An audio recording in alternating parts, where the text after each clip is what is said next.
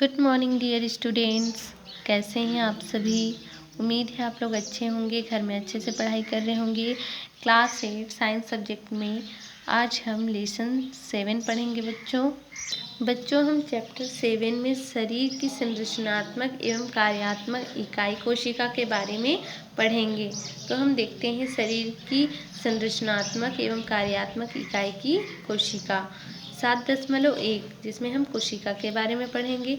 बच्चों हमें पता है कि हमारा जो शरीर है ना, वो किससे मिलकर बना होता है। हम जानते हैं कि जो हमारे शरीर में कोशिकाएं पाई जाती हैं और वो कोशिकाएं छोटी छोटी इकाइयों से मिलकर कोशिका बनती है और कोशिकाओं से ऊतक और ऊतक से अंग और अंग से अंगतंत्र और अंगतंत्र से शरीर बनता है। ठीक है, तो हम कोशिकाओं को संरचनात्मक एवं कार्यात्मक इकाई क्यों कहते हैं इसके बारे में पढ़ेंगे।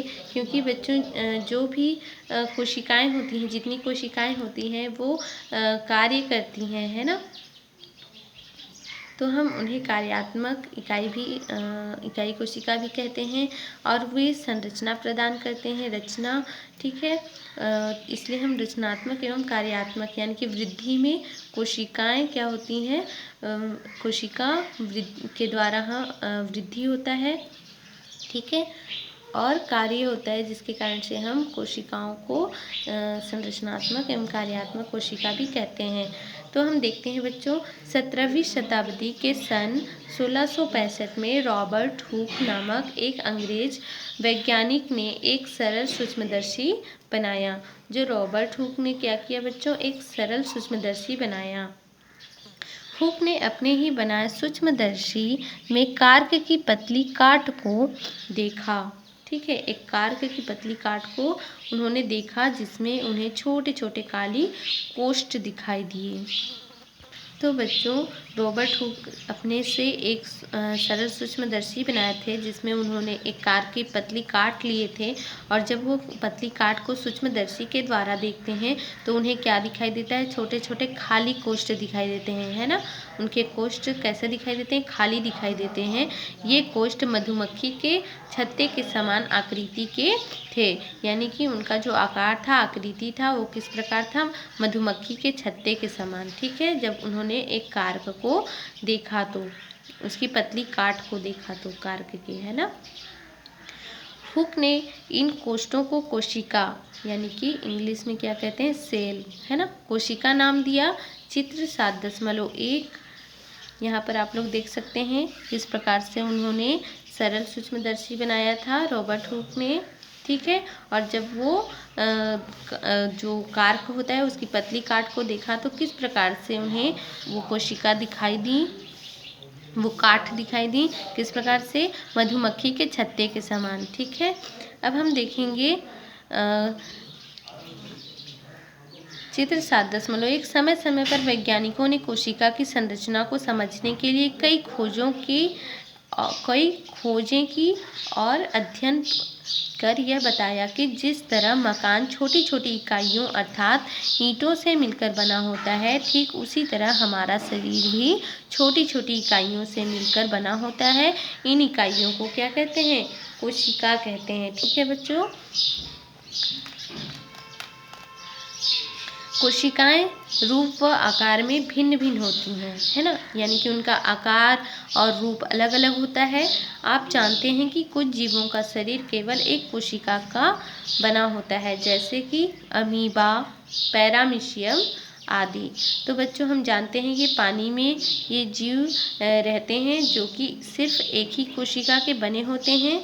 ठीक है, और इन्हें हम नग्न आँखों से नहीं देख सकते, सूक्ष्मदर्शी के द्वारा ही हम देख सकते हैं, क्योंकि ये जीव बहुत ही सूक्ष्म होते हैं, बहुत ही छोटे होते हैं, क्योंकि सिर्फ ये एक ही कोशिकाओं से मिलकर एक ही कोशिका का बना होता है।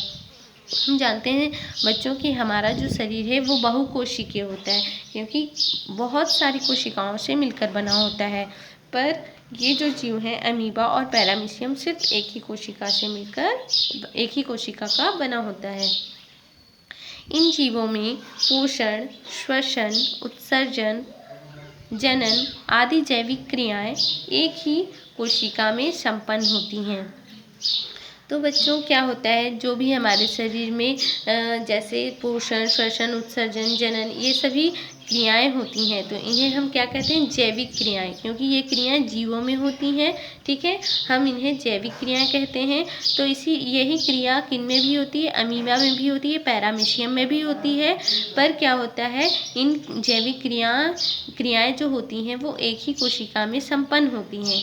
और ये जैविक क्रियाएं यदि हम मनुष्य में देखें, जीव जंतु में देखें, तो ये अलग अलग कोशिकाओं में, जो अलग अलग कोशिकाओं के जो समूह होते हैं उनमें ये क्रियाओं को संपन्न करते हैं, यानी कि अलग अलग कोशिकाएं इन क्रियाओं को संपन्न करते हैं। पर अमीबा और पैरामीशियम में ये क्रियाएं, जितनी भी क्रियाएं हैं वो एक ही कोशिका में संपन्न होती हैं, जबकि बहुकोशिकीय जीवों में विभिन्न प्रकार के कार्यों को करने के लिए कोशिकाएं अलग अलग समूह में व्यवस्थित रहती हैं।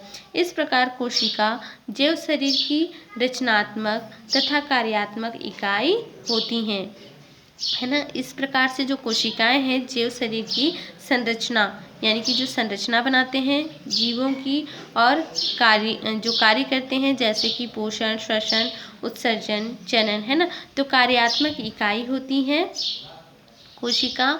अमीबा एक कोशिकीय जीव है ना, जो स्वतंत्र रूप से जीवित रहता है, परंतु यदि गाल की एक कोशिका या प्याज की एक कोशिका को अलग कर दिया जाए तो वह मर जाती है ना। यदि हम पादप में प्याज को देखें, यदि उनमें से एक कोशिका को अलग कर दें तो वो भी मर जाती है। और अमीबा या पैरामीशियम की यदि हम गाल की एक कोशिका को अलग कर दें तो वो कोशिका मर जाती हैं। क्यों मर जाती हैं? क्योंकि एक ही कोशिका से मिलकर बना होता है। वो कोशिका निकला मतलब वो डेड हो जाता है, वो सेल डेड हो जाता है ना।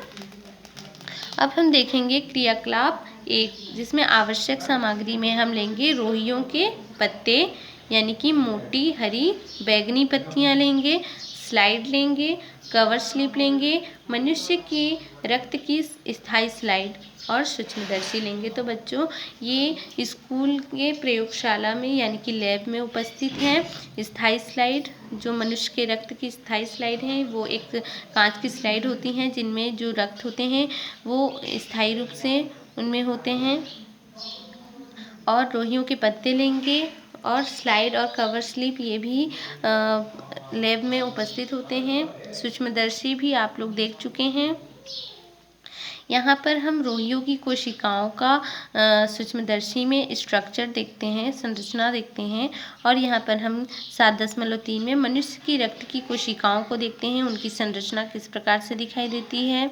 ठीक है, तो हम देखेंगे बच्चों, रोइयों की पत्ती के अधर सतह का पतला छिलका लें, इसे स्लाइड पर एक बूंद जल में रखकर कवर स्लिप से ढक दें।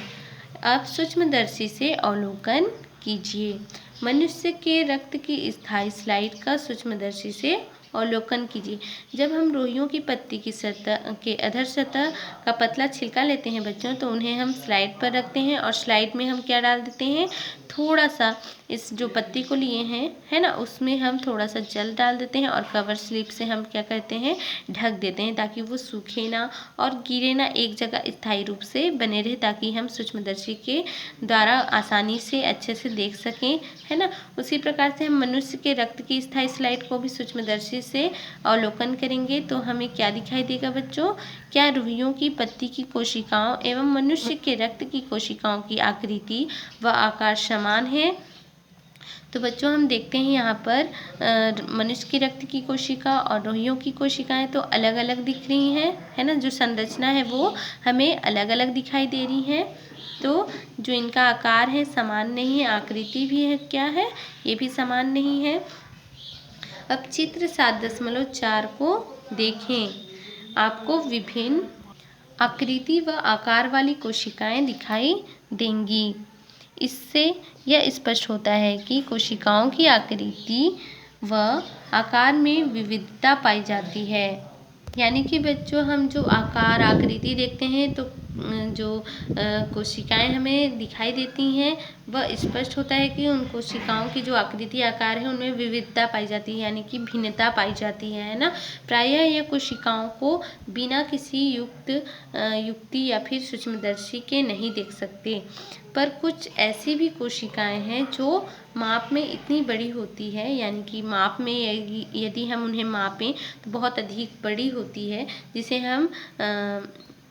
जिन्हें हम बिना सूक्ष्मदर्शी के भी देख सकते हैं। जैसे मुर्गी के अंडे का पीला भाग है ना, जो अंडे में पीला भाग होता है उन्हें बिना सूक्ष्मदर्शी की सहायता से हम देख सकते हैं, क्योंकि वो इतनी बड़ी उनका जो आकार होता है, आकृति होता है, बहुत बड़ा होता है, जिन्हें हम आसानी से देख सकते हैं।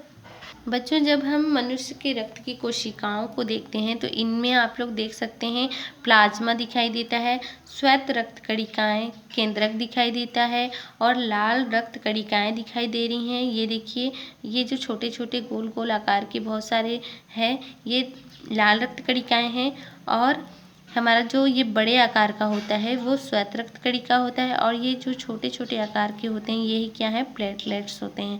आप सभी को पता है श्वेत रक्त कणिका ये हमारे शरीर में पाया जाता है ना, ब्लड में पाया जाता है, जो कि क्या करते हैं, ये बीमारियों से लड़ने के लिए सहायक होते हैं। श्वेत रक्त कणिकाएं, लाल रक्त कणिकाएं आप लोग देख रहे हैं, हीमोग्लोबिन जो हमारे शरीर में पाया जाता है, ऑक्सीजन पूरे बॉडी में पहुंचाने का कार्य करता है। प्लेटलेट्स क्या करता है, हमारे शरीर में जो चोट लगता है ना, तो ब्लड को थक्का जमाने का कार्य करता है ना। यानी कि प्लेटलेट की मात्रा यदि कम भी हो जाए या फिर बहुत अधिक हो जाए तो भी क्या होता है, चोट लग जाए तो वो थक्का नहीं जमता है ना, ब्लड निकलता ही रहेगा। पर प्लेटलेट की मात्रा सही हो तो हमारे शरीर में जो चोट लगता है तो वो वहाँ पर थक्का जम जाता है, जिससे ब्लड नहीं बहता है बाहर, ठीक है। तो हम देखते हैं बच्चों की जो कोशिकाएं होती हैं रक्त की, उनमें कितने सारे पदार्थ पाए जाते हैं। इसी प्रकार से हम रोइयों की पत्ती की कोशिकाओं को देखते हैं तो इनके पत्तियों में स्टोमेटा पाए जाते हैं। स्टोमेटा मतलब कि छिद्र पाया जाता है ना। इसी प्रकार से बच्चों हम 7.4 में विभिन्न प्रकार की कोशिकाओं को देखते हैं जिनकी आकृति अलग अलग होती हैं, है ना। यहाँ पर हम क्लेमाइडोमोनास को देखेंगे तो उनकी संरचना किस प्रकार से अलग है। अमीबा को देखते हैं तो इनकी संरचना भी अनिश्चित होती है ना। क्यों होती है, क्योंकि इनकी ये कुटपादों यानी कि सूडोपोडिया के द्वारा ये चल पाते हैं, भोजन कर पाते हैं, है ना, पानी में तैर पाते हैं। और ये डायटम वर्षा कोशिका को देखेंगे तो इस प्रकार से दिखाई देता है। यकृत कोशिका हमारा इस प्रकार से दिखाई देगा। तंत्रिका कोशिका इस प्रकार से दिखाई देता है। शुक्राणु कोशिका और प्याज की झिल्ली की कोशिका हम देख चुके हैं बच्चों पिछली कक्षाओं में, किस प्रकार से दिखाई देता है। अरेखित पेशी तंतु इस प्रकार से दिखाई देता है। अब हम देखते हैं कोशिका की संरचना 7.2 कोशिका की संरचना। आपने देखा कि कोशिकाएं भिन्न भिन्न आकृति व माप की होती है ना बच्चों। हम देखें कि जो कोशिकाओं की आकृति होती है वो अलग अलग माप की होती है, यानी कि उनकी जो आकृति होती है अलग अलग माप की होती है। इन विभिन्नताओं के होते हुए भी प्रत्येक कोशिका की एक निश्चित संरचना होती है ना। इन विभिन्नताओं के होते हुए भी क्या होते हैं, प्रत्येक कोशिका की एक निश्चित संरचना होती है ना। आइए एक सामान्य कोशिका की रचना का अध्ययन करें। आपने पिछली कक्षा में प्याज की झिल्ली की कोशिकाओं का अध्ययन किया है, तो बच्चों हम प्याज की झिल्ली की कोशिकाओं का अध्ययन कर चुके हैं। प्याज की झिल्ली की स्लाइड पुनः तैयार कर सूक्ष्मदर्शी से देखें और इन प्रश्नों के उत्तर दें। तो हम पुनः प्याज की झिल्ली को सूक्ष्मदर्शी की सहायता से देखेंगे तो इनमें हमें क्या दिखाई देता है और इनके उत्तर हमें देना है। फर्स्ट है, कोशिकाओं की आकृति कैसी है, आयताकार है, अंडाकार है या गोलाकार है। तो बच्चों हम जब सूक्ष्मदर्शी की सहायता से देखेंगे तो कोशिकाओं की आकृति हम बता सकते हैं, है ना। किसी की अंडाकार, किसी कोशिकाओं के आयताकार, किसी कोशिकाओं के गोला, है ना। इस प्रकार से उनकी जो आकृति होती है उनमें भिन्नता पाई जाती है, ठीक है। तो प्याज की झिल्ली की कोशिका का जब हम अध्ययन करेंगे तो प्याज की झिल्ली को देखने पर उनकी कोशिका किस प्रकार से, उनका जो आकार है किस प्रकार से दिखाई देता है, उन्हें बताना है। क्या कोशिका की निश्चित परिसीमा है? क्या कोशिका के भीतर कोई पदार्थ भरा है? क्या कोशिका के भीतर कोई गोलाकार रचना है? तो यहाँ पर देखिए बच्चों, हम पादप कोशिका लेते हैं और जंतु कोशिका लेते हैं। पादप कोशिका में मान लो जब हम प्याज की झिल्ली की कोशिका लेते हैं तो हमें इनके अंदर बहुत सारे, इनके जो भीतर हैं बहुत सारे पदार्थ भरे होते हैं, है ना। यहाँ पर क्या कोशिका के भीतर कोई पदार्थ भरा होता है? तो भरा होता है। जैसे हम देखते हैं जो बाहरी भित्ति, ये कोशिका भित्ति है, बाहरी वाला आवरण, इसके अंदर वाला आवरण प्लाज्मा झिल्ली, फिर क्लोरोप्लास्ट पाया जाता है इसमें और रिक्तिका पाया जाता है, माइटोकॉन्ड्रिया पाया जाता है और अंतःप्रद्रव्य जालिका पाया जाता है। कोशिका द्रव्य होते हैं, केंद्रक भी होते हैं, गोल्जिकाएं पाए जाते हैं, है ना। और हम देखेंगे जंतु कोशिकाओं में भी प्लाज्मा झिल्ली, गोल्जिकाएं, केंद्रक पाए जाते हैं। गोलाकार का आप लोग देख सकते हैं केंद्रक होते हैं, सेंट्रोसोम होते हैं, कोशिका द्रव्य, माइटोकॉन्ड्रिया, अंतःप्रद्रव्य जालिका, केंद्रक द्रव्य, क्रोमेटिन जालिका और रिक्तिका। तो हम जब पादप कोशिका और जंतु कोशिका को देखते हैं बच्चों, तो इनमें से कुछ पदार्थ सेम पाए जाते हैं कोशिकाओं के अंदर और कुछ में डिफरेंस होता है। जैसे कि हम देखेंगे जंतु कोशिका में भी केंद्रक पाए जाते हैं और पादप कोशिका में भी केंद्रक पाए जाते हैं। आप लोग देख सकते हैं यहाँ भी और यहाँ भी। हम पादप कोशिका में गोल्जिकाएं को देख सकते हैं और गोल्जिकाएं जंतु कोशिका में भी पाई जाती है। इसी प्रकार से प्लाज्मा झिल्ली पादप कोशिकाओं में भी पाई जा रही है और जंतु कोशिकाओं में भी प्लाज्मा झिल्ली पाई जाती है, ठीक है। अब इनमें जो रिक्तिका है पादप झिल्ली में भी पाई जा रही है और जंतु में भी रिक्तिका पाई जा रही है, ठीक है। ये यहाँ पर आप लोग देख सकते हैं। अंतःप्रद्रव्य जालिका पादप कोशिका में भी और जंतु कोशिका दोनों में पाई जा रही है। माइटोकॉन्ड्रिया भी दोनों में पाई जा रही है। यहाँ पर आप लोग देख सकते हैं माइटोकॉन्ड्रिया, यहाँ भी माइटोकॉन्ड्रिया, ठीक है। राइबोसोम, अब हम देखेंगे राइबोसोम। जंतु कोशिकाओं में पाई जा रही है राइबोसोम्स, पर राइबोसोम्स कहाँ नहीं पाई जा रही है? पादप कोशिकाओं में राइबोसोम्स नहीं पाई जा रही है, ठीक है। इनमें डिफरेंस है, अंतर है, ठीक है। और इनमें केंद्रक द्रव्य पाए जाते हैं, यहाँ पर देख सकते हैं। इनमें पादप झिल्ली में केंद्रक द्रव्य नहीं पाए जा रहे हैं, ठीक है। सेंट्रोसोम पाया जा रहा है, जो कि इनमें सेंट्रोसोम नहीं पाया जा रहा है। यानी कि एक दो जो पदार्थ हैं वो अधिक जंतु कोशिकाओं में पाए जाते हैं पर वो पादप कोशिकाओं में नहीं पाए जाते हैं, ठीक है। जैसे इनमें क्लोरोप्लास्ट पाया जाता है ना। पादप कोशिकाओं में क्लोरोप्लास्ट पाया जाता है पर जंतु कोशिकाओं में क्लोरोप्लास्ट नहीं पाया जा रहा है, ठीक है। इस प्रकार से कुछ अंतर हैं और कुछ पदार्थ सेम होते हैं जो पाए जाते हैं। अब हम देखेंगे सभी कोशिकाओं के निम्नलिखित भाग होते हैं: बाह्य कोशिकीय आवरण और जीवद्रव्य, ठीक है। 7.2.1 हम पढ़ेंगे बाह्य कोशिकीय आवरण के बारे में, उसके बाद हम जीवद्रव्य के बारे में पढ़ेंगे। तो बाह्य कोशिकीय आवरण क्या होता है बच्चों? देखिए, सभी पादप व जंतु कोशिकाओं में जीवद्रव्य के चारों ओर एक पतली लचीली झिल्ली होती है ना। सभी पादप और जंतु दोनों कोशिकाओं में एक जीवद्रव्य के चारों ओर क्या पाई जाती है? पतली लचीली झिल्ली, ठीक है। इसे प्लाज्मा झिल्ली कहते हैं। यह झिल्ली जीवित व अर्धपारगम्य होती है जो प्रोटीन व वसा से बनी होती है। इनके निम्नलिखित कार्य हैं। तो कोशिकाओं के निम्नलिखित कार्य हैं, जैसे कि कोशिका का आकार बनाए रखने में सहायता करती हैं। प्लाज्मा झिल्ली हम देख चुके हैं बच्चों।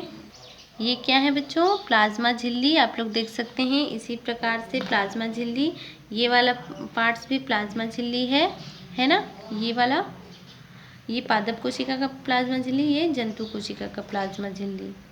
तो प्लाज्मा झिल्ली पाया जा रहा है और कोशिका का आकार बनाए रखने में क्या करते हैं, ये सहायता करते हैं। कोशिका में विभिन्न अणुओं के आने व जाने पर भी नियंत्रण रखते हैं। कोशिका को सुरक्षा व सहारा प्रदान करना होता है। तो पादप कोशिकाओं में प्लाज्मा झिल्ली को बाहर से घेरे हुए एक और आवरण पाया जाता है जिसे कोशिका भित्ति कहते हैं। जैसे आप लोग देख सकते हो बच्चों यहाँ पर, ठीक है, इसे हम क्या कहते हैं, ये प्लाज्मा झिल्ली को और एक आवरण घेरा हुआ है, ये वाला आवरण घेरा हुआ है जिसे हम क्या कहते हैं, कोशिका भित्ति कहते हैं। ठीक है, अब हम देखेंगे पादप कोशिकाओं में प्लाज्मा झिल्ली को बाहर से घेरे हुए एक और आवरण पाया जाता है जिसे कोशिका भित्ति कहते हैं। ये सेलुलोज की बनी दृढ़ व निर्जीव रचना होती है जो कोशिका की बाहरी सीमा निर्धारित करती है ना। ये किससे बनी होती है, सेलुलोज की बनी होती है, दृढ़ एवं निर्जीव, ये जीवित नहीं होती, क्या होती है, ये निर्जीव रचना होती है जो कोशिका की बाहरी सीमा है ना, दृढ़ यानी कि मजबूत है ना, और निर्जीव यानी कि जीवित नहीं होता है। तो ऐसी संरचना होता है जो कोशिका के बाहरी सीमा निर्धारित करती है और कोशिका को निश्चित आकृति प्रदान करती है। ठीक है, ये निश्चित आकृति को प्रदान करते हैं। अब हम देखेंगे 7.2.2 जीव द्रव्य। प्रत्येक कोशिका में प्लाज्मा झिल्ली के अंदर तरल चिपचिपा पदार्थ पाया जाता है ना, जिसे जीवद्रव्य कहते हैं। सभी जैविक प्रक्रियाओं को संपन्न करने वाले कोशिका के विभिन्न अंग यानी कि कोशिकांग जीवद्रव्य में पाए जाते हैं। तो हम देखेंगे बच्चों, जितने भी कोशिकाएं होती हैं, ठीक है, उनके अंदर चिपचिपा पदार्थ पाया जाता है प्रत्येक कोशिकाओं में, और इन पदार्थ को हम क्या कहते हैं, जीवद्रव्य कहते हैं। ठीक है, याद रखेंगे आप सभी जैविक प्रक्रियाओं को संपन्न करने के लिए, जैसे कि पोषण, श्वसन, उत्सर्जन, जनन, ये सभी जैविक क्रियाएं हैं बच्चों। तो सभी जैविक प्रक्रियाओं को संपन्न करने के लिए, पूरा करने के लिए कोशिकाओं के विभिन्न अंग यानी कि कोशिकांग क्या कहलाते हैं, कहाँ पाए जाते हैं, जीवद्रव्य में पाए जाते हैं। इसलिए हक्सले नामक वैज्ञानिक ने जीवद्रव्य को जीवन का भौतिक आधार कहा। जीवद्रव्य को दो भागों में बांटा जा सकता है, ठीक है, जैसे कि कोशिका द्रव्य और केंद्रक में बांटा जा सकता है, जिसमें हम सबसे पहले कोशिका द्रव्य के बारे में पढ़ेंगे। जीव द्रव्य का वह भाग जो प्लाज्मा झिल्ली और केंद्रक के बीच में होता है ना। जीव द्रव्य का वह भाग जो प्लाज्मा झिल्ली और केंद्रक के बीच में होता है क्या कहलाता है, कोशिका द्रव्य कहलाता है। इसमें खनिज, लवण, पानी, कार्बोहाइड्रेट, प्रोटीन व वसा पाए जाते हैं। चित्र 7.5 क एवं ख का अवलोकन करें। कोशिका द्रव्य में दिखाई देने वाली विभिन्न रचनाओं यानी कि कोशिकांगों की सूची बनाएं। आइए इन कोशिकांगों का अध्ययन करें। तो बच्चों, कोशिका द्रव्य में कौन कौन से खनिज, लवण, कार्बोहाइड्रेट ये सभी पाए जा रहे हैं, हमें पता है ना। तो जो जीव द्रव्य का वह भाग होता है कोशिका द्रव्य जो प्लाज्मा झिल्ली और केंद्रक के बीच में होता है। तो हम डायग्राम में देखेंगे बच्चों, यहाँ पर हम देख सकते हैं बच्चों, प्लाज्मा झिल्ली और केंद्रक, इसके बीच में है ना, इसके बीच में बहुत सारे बीच में होता है, ठीक है। जीव द्रव्य का वह भाग जो प्लाज्मा झिल्ली और केंद्रक के बीच में होता है, जैसे कि इसमें खनिज, लवण, पानी, कार्बोहाइड्रेट, प्रोटीन व वसा पाए जाते हैं। तो 7.5 में क और ख दोनों को हम देखेंगे, ठीक है, और इन्हें हम जो इनकी संरचनाएं होती हैं कोशिकांगों की हम सूची बनाएंगे। कोशिका द्रव्य में पाई जाने वाली जो भी दिखाई देती हैं हमें विभिन्न संरचना उनकी सूची बनाना है और इन कोशिकाओं का अध्ययन करना है। तो हम सबसे पहले किसका अध्ययन करेंगे, माइटोकॉन्ड्रिया का, ठीक है। माइटोकॉन्ड्रिया पादप कोशिका और जंतु कोशिका दोनों में पाई जाती हैं, ठीक है बच्चों। आप लोग देख सकते हैं यहाँ भी माइटोकॉन्ड्रिया है और यहाँ भी माइटोकॉन्ड्रिया पाई जा रही है। इसके बारे में तो माइटोकॉन्ड्रिया चित्र 7.5 का अवलोकन करें। चित्र में दोहरी झिल्ली से बनी गोलाकार या छड़ाकार रचनाएं, जिसकी आंतरिक झिल्ली में अंगुलियों के समान उभार दिखाई देती है, यही माइटोकॉन्ड्रिया है। ये कोशिका के श्वसन केंद्र हैं, क्योंकि यह भोज्य पदार्थों के ऑक्सीकरण से ऊर्जा उत्पन्न होती है, इसलिए इसे कोशिका का ऊर्जा गृह यानी कि पावर हाउस कहते हैं, है ना।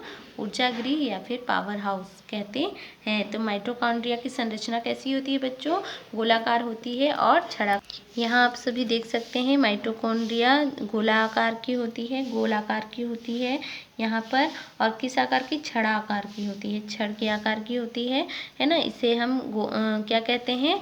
ऊर्जा गृह भी कहते हैं, ठीक है, या फिर पावर हाउस भी कहते हैं। क्यों कहते हैं? क्योंकि ये क्या करते हैं? भोज्य पदार्थों के ऑक्सीकरण से ऊर्जा उत्पन्न होती है इससे, है ना। इसलिए हम इन कोशिकाओं को ऊर्जा गृह या फिर पावर हाउस भी कहते हैं। ये कोशिका क्या करते हैं बच्चों? श्वसन, है ना। ये कोशिका श्वसन केंद्र, ये कोशिका के क्या होते हैं? श्वसन केंद्र होते हैं।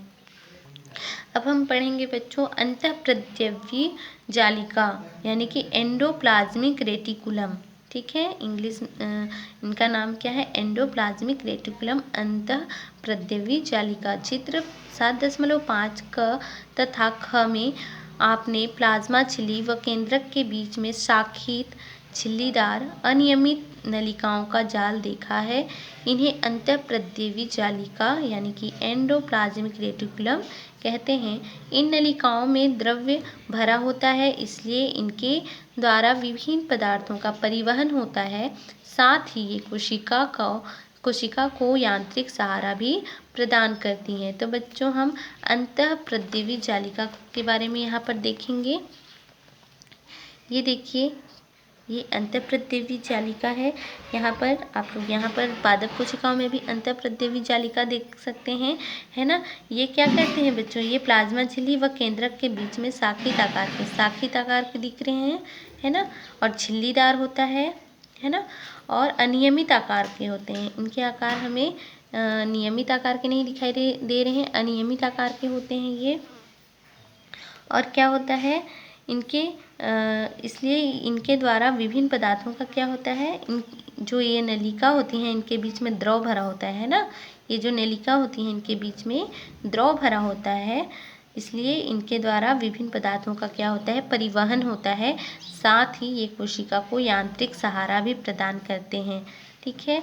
अब हम पढ़ेंगे राइबोसोम के बारे में। यहाँ पर राइबोसोम के बारे में पढ़ेंगे। अंतःप्रद्रव्य जालिका की झिल्लियों की सतह से सटे हुए या फिर कोशिका द्रव्य में बिखरे हुए कण पाए जाते हैं, जिन्हें राइबोसोम कहते हैं। इन कणों का कार्य प्रोटीन का निर्माण करना है, इसलिए इन्हें प्रोटीन फैक्ट्री भी कहा जाता है। यहाँ पर आप लोग देख सकते हैं बच्चों राइबोसोम, ये हमारा क्या है? राइबोसोम्स है ना, जो जालिका झिल्लियों की सतह पर सटे हुए रहते हैं। ये जो अंतःप्रद्रव्य जालिका है बच्चों, इनसे ये सटे हुए होते हैं, ठीक है। और फिर कोशिका द्रव्य में बिखरे हुए भी होते हैं। इस प्रकार से जितने भी कोशिका द्रव्य हैं इनमें बिखरे हुए हैं और ये कण के समान पाए जाते हैं। ये देखिए आप लोग कण के समान ये पाए जा रहे हैं। इन्हें ही हम क्या कहते हैं? राइबोसोम्स कहते हैं। इन कणों का कार्य क्या होता है बच्चों? प्रोटीन का निर्माण करना। ये कण जो है प्रोटीन का निर्माण करते हैं, इसलिए इन्हें हम क्या कहते हैं? प्रोटीन फैक्ट्री भी कहते हैं, ठीक है। अब हम पढ़ेंगे गोल्जी काय के बारे में बच्चों। आप लोग यहाँ गोल्जी काय देख रहे हैं, ठीक है। गोल्जी काय आपको जंतु कोशिका में तस्तरी नुमा कोष कई परतों में दिखाई दे रहे होंगे। ये संरचनाएं गोल्जी काय कहलाती हैं। इनका कार्य विभिन्न रासायनिक पदार्थों का स्राव करना है। तो हम गोल्जी काय एक बार देखते हैं बच्चों। ये हमारा क्या है? गोल्जी काय है ना, जो कि तस्तरी नुमा संरचना का होता है, ठीक है। कोष जो तस्तरी नुमा कोष कई परतों में दिखाई दे रहे होंगे, है ना। ये रचनाएं ही क्या कहलाते हैं? गोल्जी काय कहलाते हैं। यहाँ पर आप लोग देख सकते हैं, ठीक है। ये क्या होते हैं? रासायनिक पदार्थों का ये स्राव करते हैं, ठीक है। अब हम देखेंगे सेंट्रोसोम। ठीक है। सेंट्रोसोम के बारे में पढ़ेंगे, जो आप लोग यहाँ पर देख रहे हैं सेंट्रोसोम है ये। अब आप जंतु कोशिका के केंद्रक के पास व ऊपर तारे के समान दिखाई देने वाली रचना का अवलोकन करें। ये सेंट्रोसोम है। इसके मध्य में 2 कण भी पाए जाते हैं जिन्हें सेंट्रियोल कहते हैं। सेंट्रोसोम जंतु कोशिका के विभाजन में सहायता करता है। सेंट्रोसोम पादप कोशिका में कोशिका के विभाजन के समय ही बनता है। तो बच्चों, ये सेंट्रोसोम किस कोशिकाओं में पाया जा रहा है? जंतु कोशिकाओं में पाया जा रहा है। ठीक है। ये जंतु कोशिका के केंद्रक के पास, ये केंद्रक है, ठीक है, एक केंद्रक के पास में ही ये पाए जाते हैं और तारे के समान दिखाई देता है। ऊपर में ये देख सकते हैं, है ना। ये सेंट्रोसोम है। इसके मध्य में 2 कण होते हैं। इनके बीच में 2 कण दिखाई दे रहे होंगे आप लोगों को। ये जो बिंदु बिंदु आकार के दिख रहे हैं, ये 2 कण पाए जाते हैं जिन्हें हम सेंट्रियोल कहते हैं। इन 2 कणों को क्या कहा जाता है? सेंट्रियोल कहते हैं। और सेंट्रोसोम जंतु कोशिकाओं के विभाजन में सहायता करते हैं, है ना। ये जो सेंट्रोसोम है, ये जंतु कोशिकाओं के विभाजन, है ना, बंटने जो विभाजन होता है उनमें ये सहायता करते हैं। सेंट्रोसोम पादप कोशिका में कोशिका के विभाजन के समय ही बनता है। ठीक है। सेंट्रोसोम क्या होता है? पादप कोशिकाओं में कोशिका के विभाजन के समय ही बनता है। बच्चों, हम क्रियाकलाप 2 हम नेक्स्ट वीडियो में पढ़ेंगे। ठीक है। यहाँ पर कुछ प्रश्न दिए हुए हैं बच्चों, जिसके उत्तर आप लोगों को होमवर्क में अपनी कॉपी में लिखकर बताना है कि पादप कोशिका के बाह्य आवरण को क्या कहते हैं और गोल्जी काय के क्या कार्य हैं। ठीक है। और प्रोटीन फैक्ट्री किसे कहते हैं। ये 1, 2 और 4 क्वेश्चन को आप लोग होमवर्क में बनाकर दिखाएंगे। ठीक है बच्चों। Bye bye, take care.